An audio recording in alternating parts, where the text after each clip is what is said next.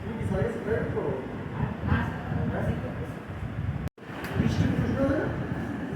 যখন আমি বলছি আমি ভাত খাই তারপরে কি শুনতে ভালো লাগতেছে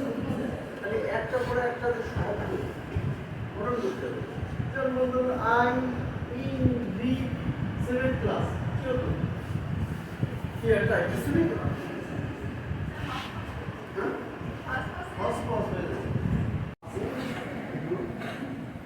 আর এই মোবাইল ইউজ কম করবা ঠিক আছে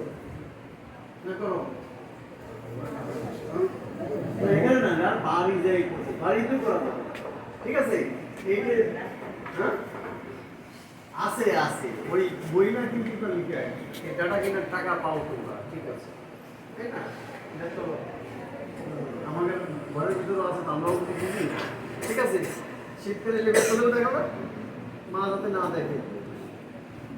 এই জন্য এটা কমাতে হবে এইটা যারা বেশি ব্যবহার করবে তারা কিন্তু হারিয়ে যাবে ঠিক আছে স্যার যে সংখ্যার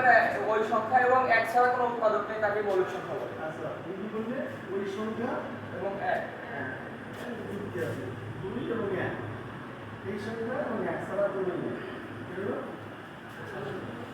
এর বলি আমি কি 4 ধরি কি হবে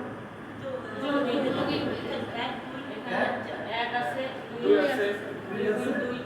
আর কয়টা হয়ে গেল তিনটা হয়ে গেছে তার মানে এটা